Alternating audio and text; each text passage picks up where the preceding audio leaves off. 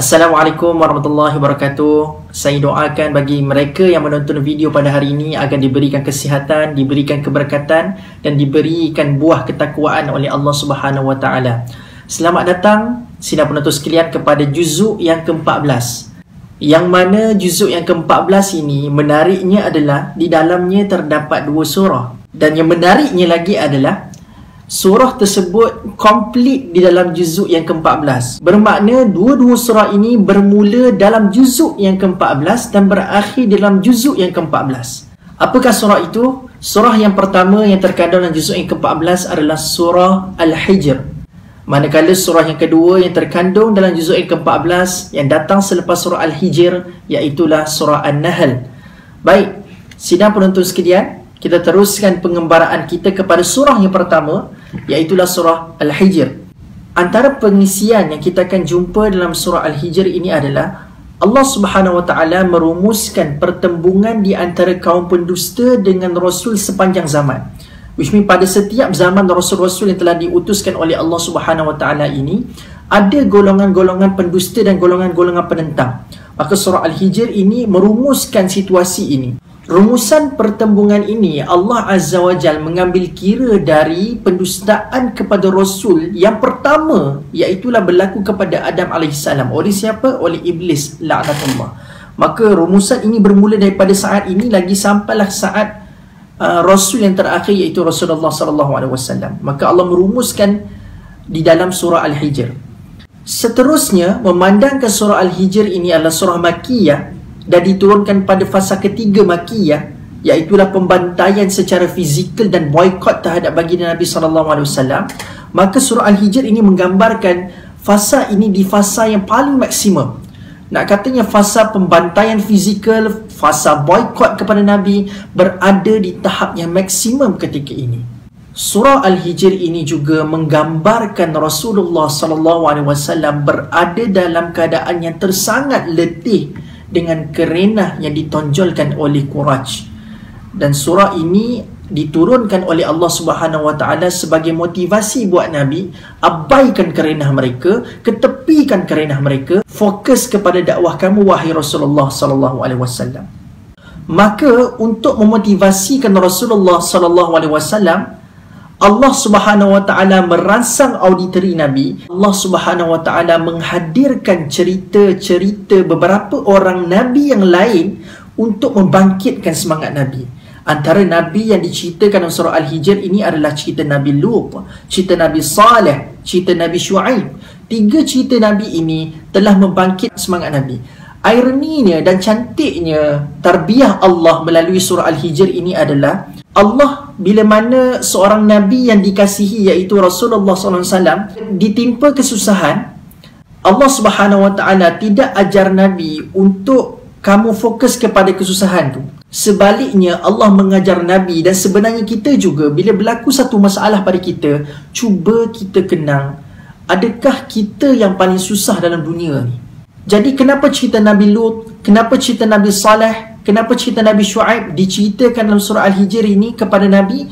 Sebab Allah nak suruh Nabi rasa ujian yang menimpa kamu ya Rasulullah pada hari ini mungkin tidak seberat apa yang ditimpa kepada Nabi Lut, apa yang ditimpa kepada Nabi Syuaib, apa yang ditimpa kepada Nabi Saleh.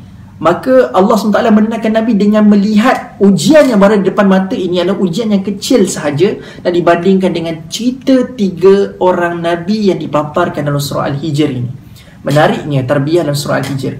Antara pengisian lain yang kita akan dapat dalam surah Al-Hijr ini adalah pada awal surah ini Allah membangkitkan tentang keagungan Al-Quran.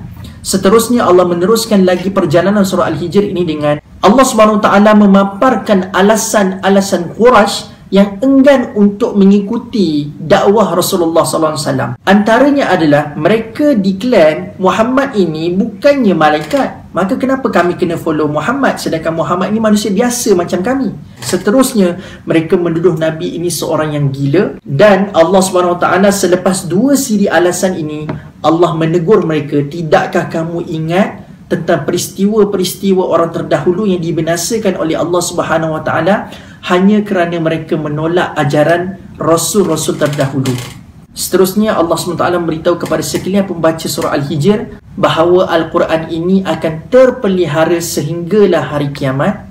Selepas di awalnya menceritakan keagungan Al-Quran, dipaparkan pula alasan-alasan dan Allah menyentak mereka dengan tidak ingatkah kamu kepada orang-orang terdahulu yang diminasakan kerana menolak ajaran Nabi, dan Allah bagi tahu Al-Quran ini akan terpelihara sehinggalah hari kiamat. Maka Allah pun membangkitkan, meskipun telah datang banyak mukjizat kepada mereka, tetapi mereka terus meneruskan misi kekufuran mereka kepada Allah Subhanahu Wa Taala.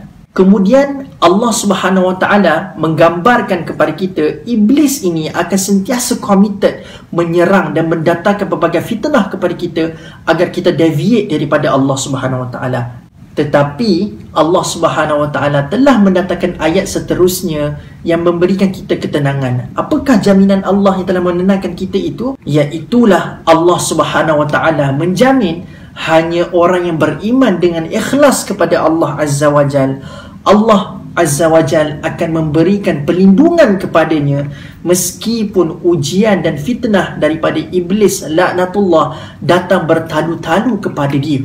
Dan Allah memberitahu tempat yang paling layak bagi manusia yang beriman dengan ikhlas kepada Allah ini adalah syurga yang mendamaikan. Dan Allah memaparkan bagaimana Allah menjaga kedamaian syurga ini, sidang penonton sekalian. Dan juga kita akan berjumpa dengan beberapa kisah yang diceritakan oleh Allah Azza wa Jalla dalam surah Al-Hijr ini. Antaranya adalah kisah Nabi Ibrahim AS didatangi oleh seorang tetamu yang mengkhabarkan tentang perihal zuriat baginda. Dan juga Lut AS akan diselamatkan semasa azab menimpa kaum Nabi Lut AS. Seterusnya kita akan berjumpa juga dengan kisah Ashab Al-Aikah dan juga kisah Ashab Al-Hijr. Ini adalah gambaran ringkas tentang surah Al-Hijr. Jom kita pergi kepada surah An-Nahl pula. Nama surah An-Nahl ini diambil dari ayat ke-68 surah ini, yang bermakna lebah. Surah ini secara keseluruhan seakan memberitahu kita tentang Allah Subhanahu Wa Taala yang menguruskan perjalanan alam ini, dan Allah jugalah yang mampu menundukkan alam untuk memberikan manfaat kepada kita manusia. Maka dengan segenap pendudukan alam yang telah Allah tundukkan kepada manusia untuk manusia urus dengan jiwa khalifah, lalu Allah membangkitkan, mengapa kamu perlu terus berada dalam kekufuran kepada Allah? Tidakkah kamu bersyukur? Dalam surah An-Nahl ini juga kita akan dapat lihat surah ini bermula dengan cabaran Quraisy kepada Rasulullah sallallahu alaihi wasallam untuk mendatangkan azab secepat yang mungkin. Ini tegar teman sekalian. Setelah mereka menolak ajaran baginda Nabi sallallahu alaihi wasallam, maka sekarang ini mereka mencabar teori kebenaran Muhammad tentang perihal hari kiamat. Maka dia kata, segera datangkan kepada kami kiamat tersebut. Oh, dahsyat mereka punya ketegaran untuk mereka nak melawan Rasulullah sallallahu alaihi wasallam. Lalu Allah menyambung, hello wahai Quraisy, kamu offside. Kamu offside. Kamu sangkakan Muhammad yang akan datangkan hari kiamat, kamu offside. Kamu telah lari fokus. Bukan Muhammad yang akan menentukan bila datangnya kiamat, tapi Tuhan kepada Muhammad yang akan mengawal selia dan berkuasa pada hari tersebut. So, mesej dekat sini adalah Allah is the ruler of all. Allah adalah pemerintah dan penguasa bagi semua yang berada di muka bumi ini. Dan Allah menyambung lagi dengan menceritakan tentang bahaya syirik, bahaya menyekutukan Allah Subhanahu Wa Taala, apa kesan kepada kehidupan dan kesan yang menanti di akhirat kelak melalui bahaya syirik ini. Allah juga dalam surah ini menegur sikap-sikap manusia yang kerap kali dan suka untuk menyalahkan takdir bila berlaku suatu perkara yang buruk kepada kehidupan dia. Kita kena ingat tuan sekalian, dalam rukun iman kita yang 6, di akhirnya adalah kita kena percaya kepada qada dan qadar. Maka kena ingat, bila mana konsepnya rukun, 6 tolak 1 tidak menjadi 5, tetapi 6 tolak 1 menjadi kosong. Maka kenapa Allah SWT menegur sikap ini? Kerana bimbang cacatnya iman, kesan daripada mereka mempersoalkan takdir. Kemudian siri pengisian surah An-Nahl ini diteruskan dengan Allah menceritakan hal ehwal azab. Apa yang diceritakan? Antaranya adalah Allah menceritakan reason kenapa aku tangguhkan azab kepada kamu Quraisy, sedangkan aku mampu sahaja saat pertama kali mereka kufur kepada aku terus azab mereka. So Allah memberitahu the reason why kenapa aku tangguhkan azab ini. Dan juga berkaitan dengan azab ini, Allah SWT menceritakan azab yang disediakan, ancaman azab yang disediakan kepada mereka yang kufur kepada Allah Azza wa Jalla. Penutup surah An-Nahl ini, Allah SWT urge Nabi untuk teruskan berdakwah dengan metod yang terbaik. So walaupun mereka ini banyak kerenah, walaupun mereka mencabar kamu wahai Rasulullah SAW, maka tenang, teruskan berdakwah kepada mereka dengan sebaik-baik cara. Namun andai kata mereka terus kekal kufur kepada Allah Azza wa Jalla, nantikanlah azab yang pedih yang dijanjikan Allah buat mereka yang kufur kepada Allah Azza wa Jalla. Penutup yang terakhir dibangkitkan dalam surah An-Nahl ini adalah seluruh alam tunduk kepada Allah Azza wa Jalla. Maka tidakkah kamu mempunyai akal yang waras untuk tunduk sama kepada Allah, sedangkan ada makhluk aku ciptakan tanpa akal? Ini kan pula kamu manusia yang berakal. Kenapa akal kamu masih enggan untuk sujud kepada Allah, untuk beriman kepada Allah Azza wa Jalla? Fikir-fikirkan. Yang terakhir daripada saya, sidang penuntut sekalian, adalah saya nak berkongsi dengan anda semua satu ayat yang saya kira menjadi pedoman buat saya khususnya, dan mudah-mudahan dapat juga memberikan pedoman kepada sidang pendengar sekalian. Iaitulah ayat ke-98 surah An-Nahl yang berbunyi, فَإِذَا قَرَأْتَ الْقُرْآنَ فَاسْتَعِذْ بِاللَّهِ مِنَ الشَّيْطَانِ الرَّجِيمِ. Apabila engkau mahu membaca Al-Quran, maka janganlah kamu lupa untuk memohon perlindungan daripada Allah Azza wa Jalla daripada syaitan yang direjam.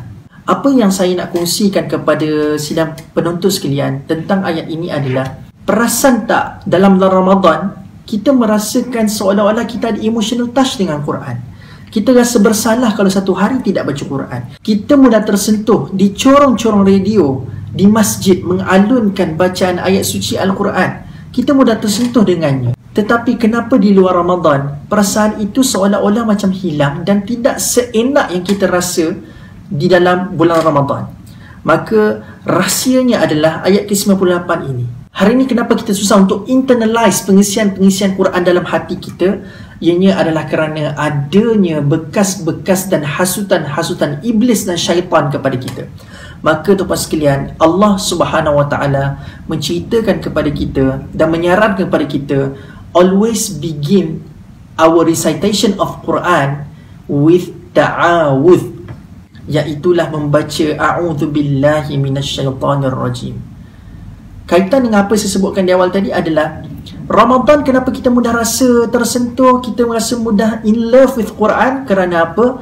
Kerana bulan Ramadan dibelenggunya syaitan dan iblis. Mereka tak ada. Maka tuan-tuan sekalian, ayat ini adalah ayat saranan kepada kita yang kita kena ambil serius. Iaitulah bila mana kita nak baca Quran, tak kiralah dalam Ramadan ke luar Ramadan ke, mulakan dengan ta'awuz kepada Allah. Mudah-mudahan dihilangkan cengkaman iblis dan syaitan kepada hati kita. Maka mudah-mudahan dengan terbebasnya, dengan kuasa ta'awuz yang diajar oleh Allah Subhanahu wa taala, mudah-mudahan cengkaman ini akan terlerai dan hati kita akan mudah menjadi lembut, mengesankan Quran, membawa masuk pengisian-pengisian Quran ke dalam hati kita, dan kita berakhlak dengan akhlak Al-Quran. Sekian daripada saya. Aku qauli hadza wa astaghfirullahal azim li wa lakum. Assalamualaikum warahmatullahi wabarakatuh.